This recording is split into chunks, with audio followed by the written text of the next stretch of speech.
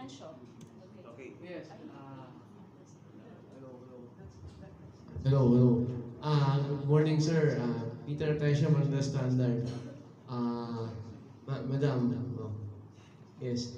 My question is, how competitive is the field in our first futsal World Cup? Mukhang maraming malalakas na team ngayon, and the Philippines is set is bracketed in a top group. I think. There's always a question about how do you feel with the groupings. And I'll tell you this is the World Cup. All the groups are tough. There isn't an easy group out there. And if you want to go ahead into the second round, then you have to do well in your group, regardless of which group it is. We plan to progress, hopefully we do. So we're not looking at what gives or what not. We're in the World Cup, and we're going to play and try to beat any opponent they put in front of us. Thank you, thank you.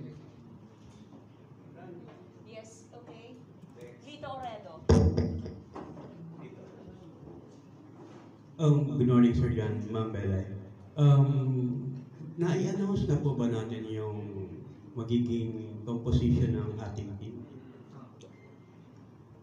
Well, the submission of the final lineup was submitted last November 11 or 12, if I'm not mistaken, and I'm sure. No, I heard that it's in the FIFA website already. The composition of all the teams. So for everybody's information, please go to FIFA.com and you will see it there. Sir, how hard will it take for us to make it to the finals? Paano ang kailangang daanan ng mga girls natin? Butas ang karayo. How hard? It's going to be very hard, but again, we're up to the challenge. Good morning, Sir John. Kevin Estado from the Full Court Press. And would like to ask lang po, kasi may nagtanong po pala about sa Inares Antipolo as a training ground venue, pero may nagsabi na kung hindi lang na-disgrasya yung sa Victor, kung na-disgrasya sa Victor, yung nangyari sa Victoria is unfortunate, pero is there a chance for Inares Antipolo to be considered as a secondary venue, considering na we had that? Kasi the venues were supposed to be in the Phil Sports and then in Victoria as originally planned. First of all, I'd like to thank yung pamunuan ng Inares Stadium. No? They've been very supportive. They've been very easy to deal with. Again, the support, the outpouring support from their organization is top notch. However, there are certain parameters that FIFA require for it to be eligible for match venue, and medyo it falls a little short para sa match venue. But we are using them for training halls. And again, maraming salamat sa pamunuan ng Inares Stadium for their utmost support. Okay, good morning. Gaperas, People's Taliba. 2 questions, pero kumay ko na lang isa. Ano yung masasabi nyo sa training camp ng ating team dyan po sa Europe in preparation ninyo for the FIFA Women's Football Cup, and of course yung support na rin ng Puma when it comes na sa mga kits natin na po provide po natin when it comes na sa ating men's football and women's futsal teams for next year. Thank you. Unahin natin yung training camp muna. Training camp went really well. We played a 3rd division team, we played the 2nd division team, we played the 1st division team. Then we had the privilege of playing the Spanish national team. So, invaluable experience ang nakuha natin doon. And para sa ating mga players, for them to have a chance again to play more international and European teams, napakagandang experience para sa kanila. No? So, I know it was a very successful camp.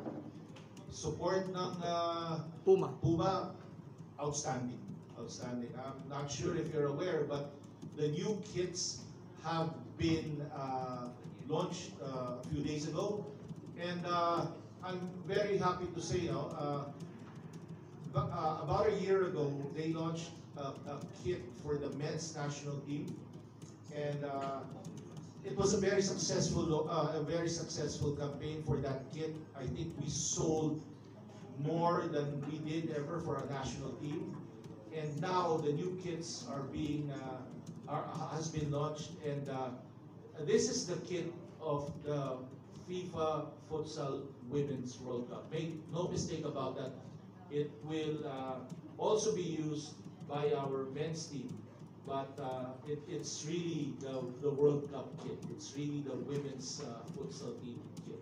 So nagpapasalamat tayo sa Puma, sa country manager nila si Paolo Misa. Maraming salamat sa suporta, and we're looking forward to many more years of collaboration with them.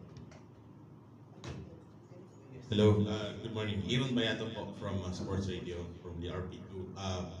First of all, thank you po sa inyong service for hosting the World Cup. I know it's heavy, pero great stuff po. Now, anyone can answer po, with the many months and days of collaboration na mag-meet nyo nga po with the government, FIFA, and of course with the local government units, specifically sa Pasig, any reflections and lessons that you have shared na pwede rin pong magamit po ng mga teammates natin sa iba't ibang NSAs. Anyone can answer?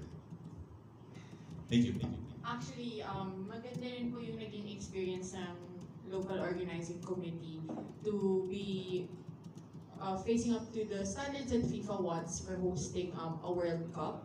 And of course, naninibago rin sometimes yung government agencies. And you know, it's been a good collaboration with us.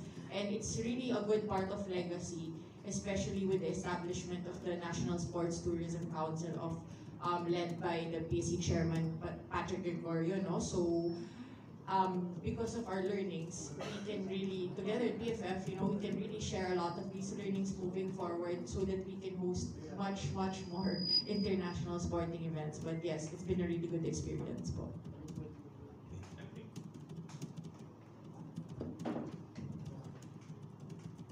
Good morning, Andy Servino po from Bulgar Sports. This question is for Mr. Gutierrez, and even Ms. Fernando can also answer. What can we expect from the on opening day this Friday at Phil Sports? Are there any programs or special guests, parades, anything, concert, anything? Well, what we can expect is makakahinga na kami ni Belay because we'll finally get there. But FIFA has something prepared. As you know, this hosting is still a FIFA event.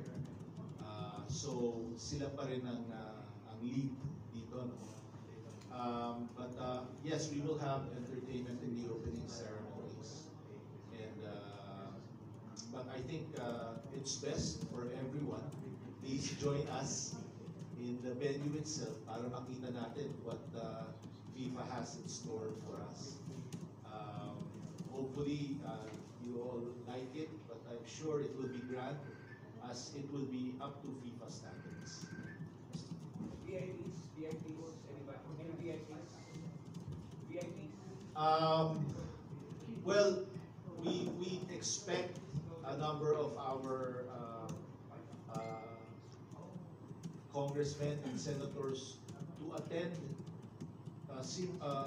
not just because they supported us, and we got a lot of support from our government officials, but also because just for the love of the sport and to be hosting a FIFA event. I think that's an event that every Filipino, not just government officials, but every Filipino would love to be a part of. No? But I can confirm, and this was just made official yesterday, is that the president of FIFA himself, Mr. President Gianni Infantino, will be gracing the event. We are very much hoping that, of course, His Excellency, President Bongbong Marcos, will also have the time to see and join us for this world-class event.